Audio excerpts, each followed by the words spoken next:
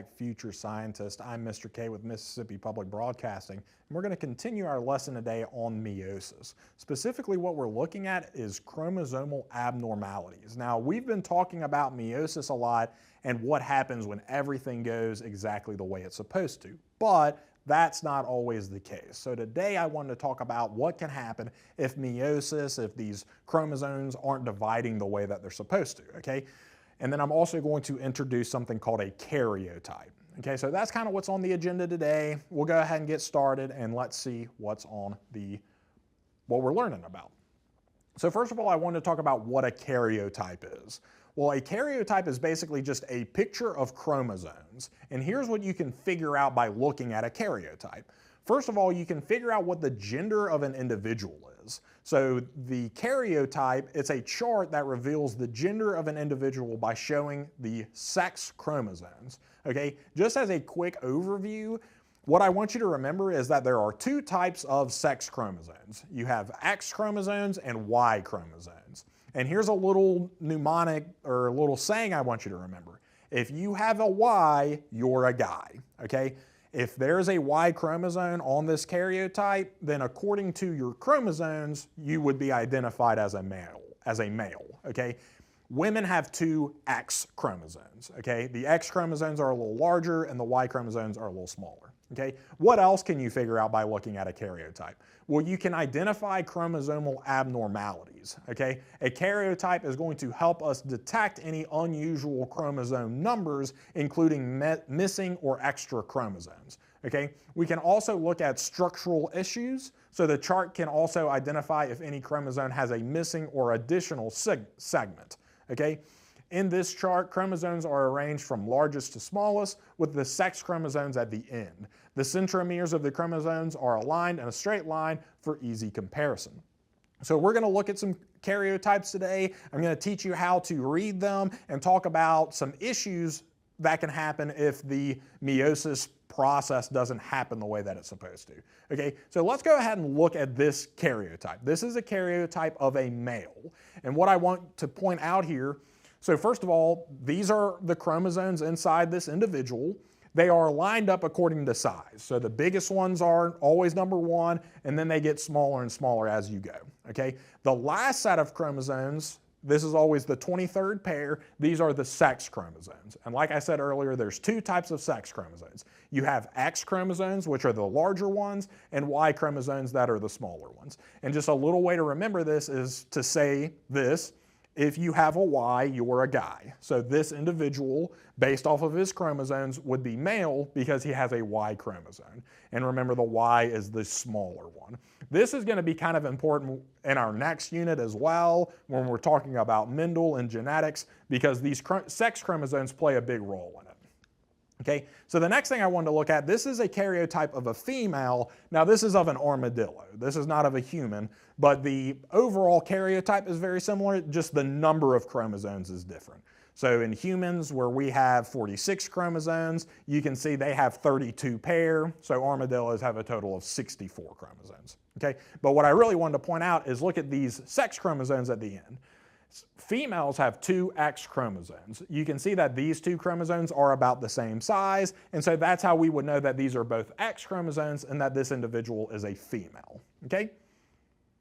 So let's take a close look at this karyotype. I want us to kind of zoom in a little bit and see if we can identify there is a chromosomal abnormality here. So look closely over this karyotype and let's see if we can pick out where an issue might be.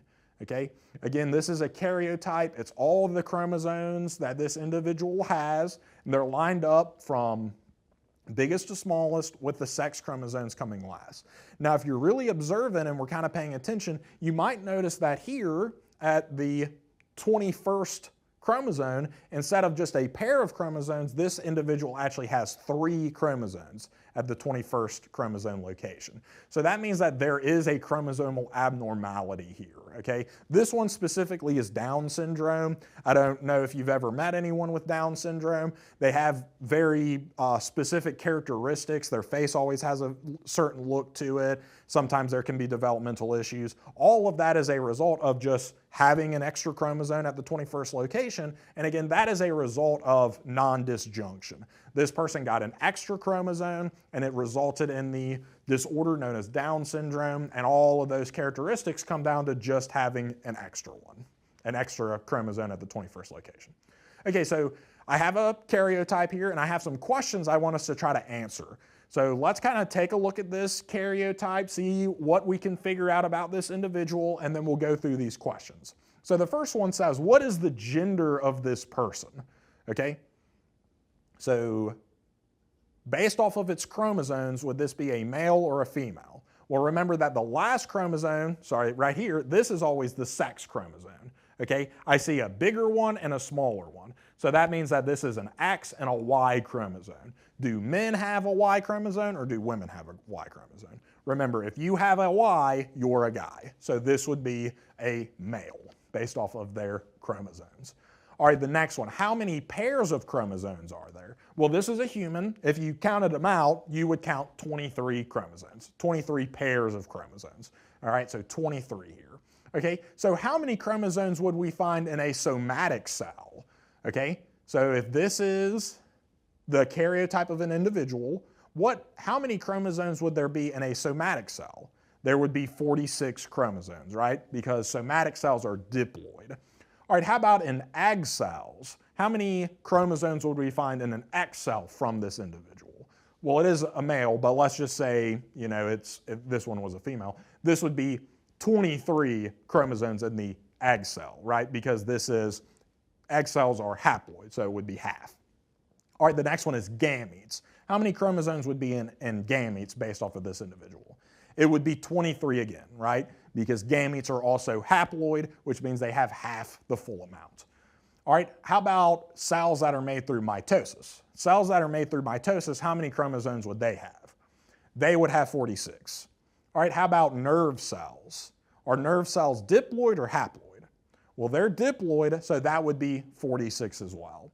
Okay, diploid cells for humans, if your cells are diploid, that means you have 46 chromosomes. And then the last two, haploid and sperm cells, they're both haploid, and so there would be 23 chromosomes in there. So really what we're doing right here is I'm kind of trying to ask you how many chromosomes were in each of these cells, and you just need to know if they were haploid or diploid. That's kind of how we would think about those.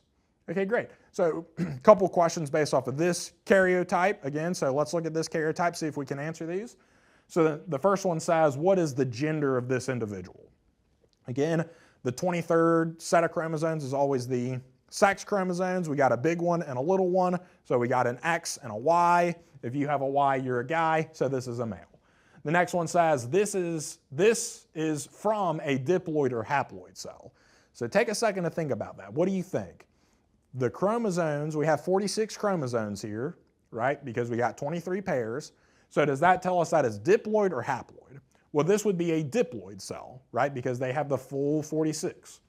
All right, the next one says, could this be from a skin or an egg cell? This could be from a skin cell, right? Because skin cells are body cells. Body cells are diploid. They have 46 chromosomes. There's 46 chromosomes in this picture.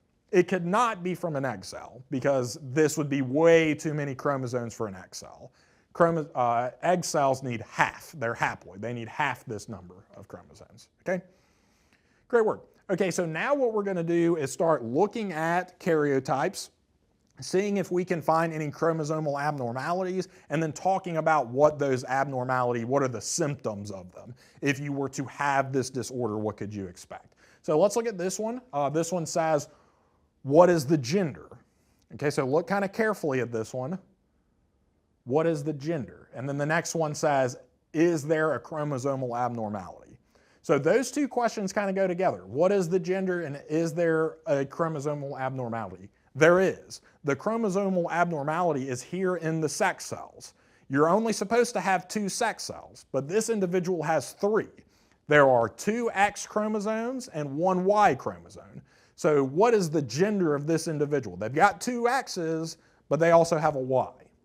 Well, remember, if you have a Y, you're a guy. So this would be male, but it's a male with an extra X chromosome. Okay, this is a condition known as Klinefelters. This is a condition known as Klinefelters, which I'll talk about in just a second. Okay, let's look at this karyotype. Okay, what is the gender, and are there chromosomal abnormalities? So again, those 2 questions kind of going together here. What is the gender? It's XYY. So if you have a Y, you're a guy, so this is a male. But this male, there is a chromosomal abnormality because this individual has 2 Y chromosomes instead of just 1. The last one had 2 X's, this one has 2 Y's. Okay, so I wanted to talk about these different chromosomal abnormalities and the, symptoms that would come about them. So the karyotype we just looked at, when you have 2 Y chromosomes, this is known as Jacob's syndrome. Individual with Jacob's syndrome has an extra Y chromosome. Remember, the Y chromosome is the male chromosome. Okay, so they have an extra male chromosome. Individuals with Jacob's syndrome are typically very tall. They might experience some learning disabilities. Sometimes they can have behavioral issues. Sometimes they are very impulsive.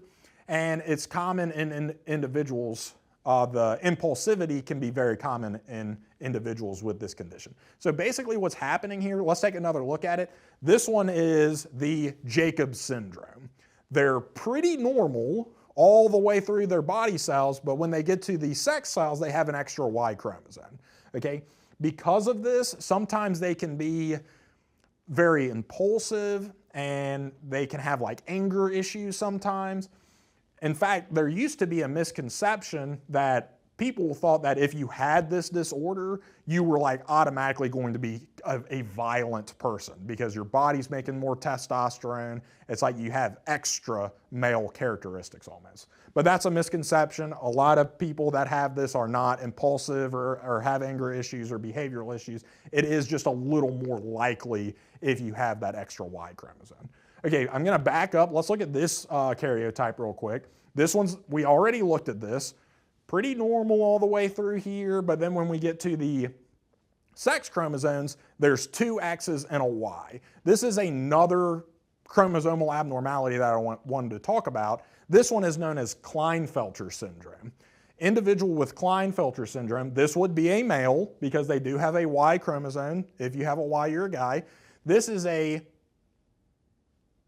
syndrome that affects males. It's a condition where males are born with an extra X chromosome, so they have an extra, female chromosome, and this can lead to lower levels of testosterone, reduced body mass, and less facial and body hair.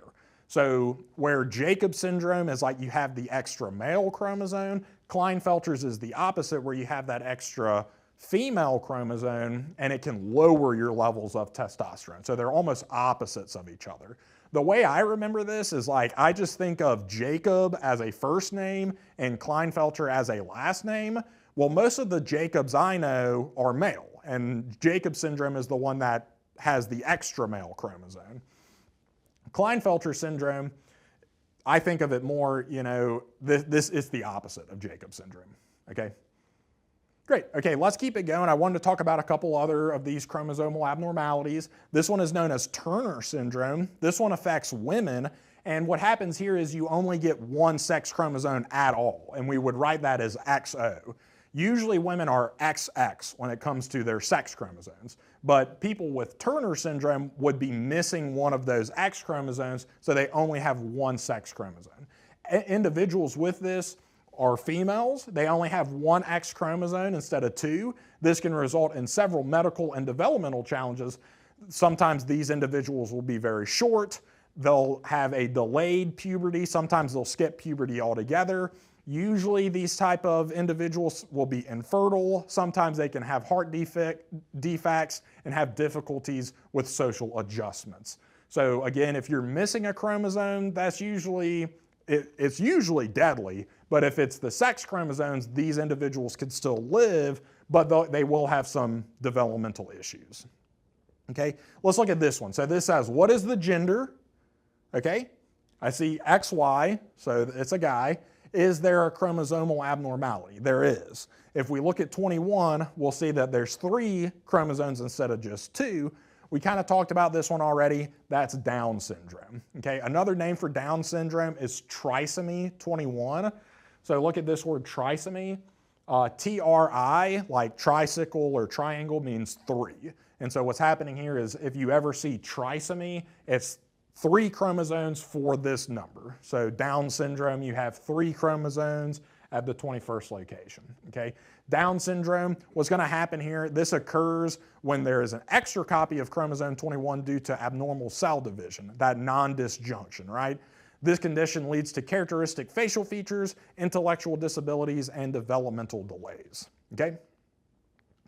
So Down syndrome, just kind of an overview. This condition is known as Down syndrome. It's also called trisomy 21. It is characterized by the presence of an extra chromosome at the 21st location. It results in a total of 3 copies of chromosome 21 instead of just 2. There is a type of chromosomal abnormality caused by nondisjunction during meiosis where the chromosomal fail to separate properly. One of the key things about Down syndrome is this very characteristic face. Most people with Down syndrome, their face kind of looks a certain way, and so that's an easy way to find out who has it. Now I will say Down syndrome, these people can still lead full and happy lives. So just because they're a little different from us doesn't mean we should think less of them. People with Down syndrome can still be very smart and lead full lives. So, don't think disparagingly about somebody just because they're different from us. Okay? I've just got a couple more I wanted to go over. So this one is trisomy 18. So just like with Down syndrome, this is an extra chromosome, but instead of at 21, it's at 18. Okay, so trisomy 18, this one is sometimes called Edwards syndrome. It's a genetic disorder. It's caused by extra chromosome at the 18 location. It results in severe developmental issues, including low birth weight, an abnormally shaped head, and serious organ defects. Unfortunately, there's no treatment for the condition. It's often fatal. The most affected individuals do not survive past the first year. Very, very sad. Okay, usually getting an extra chromosome or having too few can be very, very dangerous. Okay, another one I wanted to talk about, this is trisomy 13. It's also called Patel syndrome. It's a severe genetic disorder caused by an extra chromosome 13. It leads to significant intellectual disabilities and various physical abnormalities, including heart defects, brain or spinal cord malformations, underdevelopmental eyes, extra fingers or toes, a cleft lip, weak muscle tone. It mostly affects infants do not survive beyond the first few days or weeks of life, with only 5 to 10% living past their first year. So again, getting these chromosomal abnormalities can be very, very dangerous and lead to a lot of different changes in the body that we wouldn't normally expect, okay? Later on in a further lesson, not this lesson, but later on, we'll look at these in some more detail and see if we can kind of practice identifying them. For today, that's really all I have for y'all. Thank y'all so much for hanging in there with me. Your teacher has some other assignments for you to practice on, so make sure to give those your best effort, and I hope everybody has a great day.